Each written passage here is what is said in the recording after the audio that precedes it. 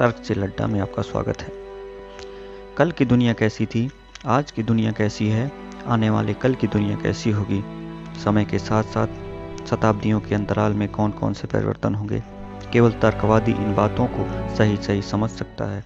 धर्माचार्यों के लिए इन्हें समझना अत्यंत कठिन है। क्या बात कहने का मेरा आधार क्या है? धर्माचार्य मात्र उतना जानते हैं जितना उन्होंने धर्मशास्त्रों और ऊट पटांग साहित्य को रट्टा लगाते हुए समझा है। उन सब चीज़ों से जाना है जो ज्ञान और तर्क कसौटी पर कहीं नहीं ठहरती।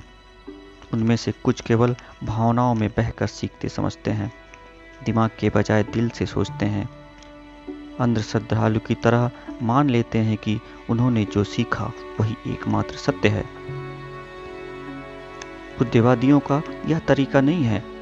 वे ज्ञानार्जन को महत्व देते हैं, अनुभवों से काम लेते हैं, उन सब वस्तुओं से सीखते हैं जो उनकी नज़र से गुजर चुकी हैं।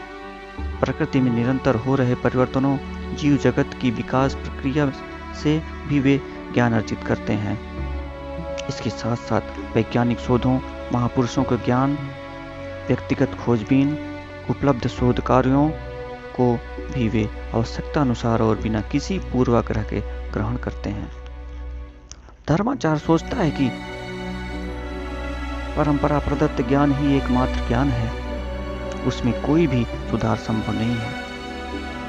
अतीत को लेकर जो पूर्वाग्रह और धारणाएं प्रचलित हैं, वे उनमें किसी भी प्रकार के बदलाव के लिए तैयार नहीं होते हैं। दूसरी ओर तर्कवादी मानता है कि यह संसार प्रतिक्षण आगे की ओर गतिमान है, सब कुछ तेजी से बदल रहा है, इसलिए वह अधुनातन और श्रेष्ठतर के स्वागत को सदैव तत्पर रहता है।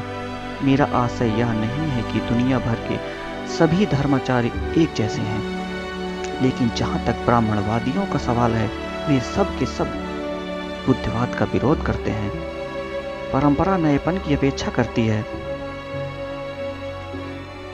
वह लोगों को तर्क और मुक्त चिंतन की अनुमति नहीं देती, न ही शिक्षा तंत्र और परीक्षा विधि को उन्नत करने में उन्हें कोई मदद पहुंचाती है।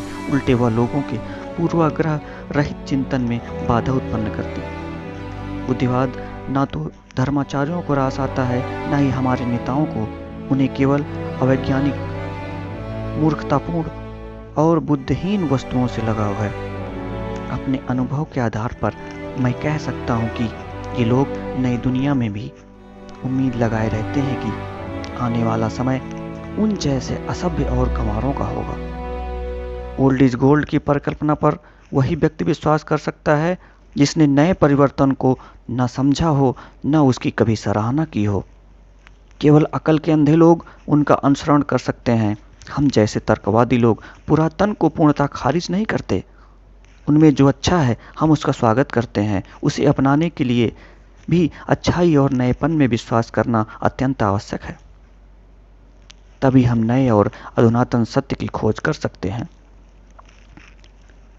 समाज तभी प्रगति कर सकता है जब हम नए और बेहतर समाज की रचना के लिए नवीनतम परिवर्तनों के स्वागत को तत्पर हों।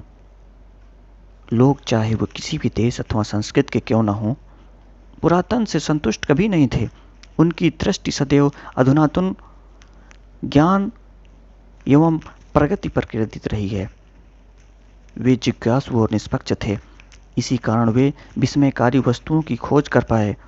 आज दुनिया के हर कोने के लोग मानव उपयोगी आविष्कारों का लाभ उठा रहे हैं। इसलिए यह केवल उन लोगों के लिए है जो सत्य को अनुभव करना जानते हैं, उसे आत्मसात करने को तत्पर हैं। ऐसे ही लोग शताब्दियों आगे के परिवर्तनों की कल्पना कर सकते हैं। ऐसे लोग भी हैं जो सांसारिक कार्यकलापों को ईश्वर से जोड़ते हैं, परंतु हमें ऐसा कोई नहीं मिलता जो दुनिया की बुराइयों के लिए ईश्वर को जिम्मेदार ठहराता हो। तो क्या यह मान लिया जाए कि आदमी नासमझ है, उसमें इन बुराइयों से निपटने की सामर्थ्य नहीं है? प्राणी मात्र के बीच मनुष्य सर्वाधिक बुद्धिमान है। यह आदमी ही है जिसने ईश्वर, धर्म, दर्शन और आध्यात्म को गढ़ा है। कहा यह भी जाता है कि असाधारण मनुष्य ईश्वर का साक्षात्कार करने में सफल हुए थे। कुछ लोगों के बारे में तो यह भी दावा किया जाता है कि वे ईश्वर में इतने आत्मलीन थे कि स्वयं भगवान बन चुके थे। मैं बड़ी हिम्मत के साथ पूछता हूँ कि आखिर क्यों ऐसे महान व्यक्तित्व भी दुनिया में व्याप्त तमाम मूर्खताओं और बेवकूफ़ियों को उखाड़ फेंकने में नाकाम रहे हैं। क्या इससे स्पष्ट नहीं होता कि लोग अपने सामान्य बोध से यह नहीं समझ पाए कि सांसारिक चीज़ों का ईश्वर, धर्म, आध्यात्मिक निर्देश, न्याय, मर्यादा, शासन आदि से कोई संबंध नहीं है। ये सिर्फ इसलिए हैं क्योंकि अधिकांश लोग स्वतंत्र रूप से सोचने तथा निर्णय लेने में सक्षम ही नहीं हैं।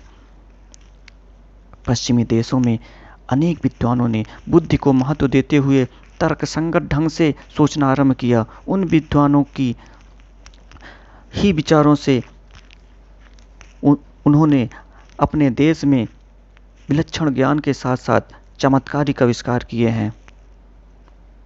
उनके फलस्वरूप वे अपनी आध्यात्मिकता के परिष्कार के साथ साथ अंधविश्वासों और आत्मवंचनाओं का समाधान खोजने में भी कामयाब रहे हैं। अंततः वे इस निष्कर्ष पर पहुँचे हैं कि प्राचीन ढकोसले ज़्यादा दिन तक नहीं टिकने वाले हैं। यही कारण है कि उन्होंने नए युग पर ध्यान केंद्रित करना आरंभ कर दिया है। बुद्धिवादी तरीके से अनेक चीज़ों का वास्तविक रूप हमारे सामने है। कालांतर में यही तरीका न केवल परिवर्तन का वाहक बनेगा बल्कि सामाजिक क्रांति को भी जन्म देगा।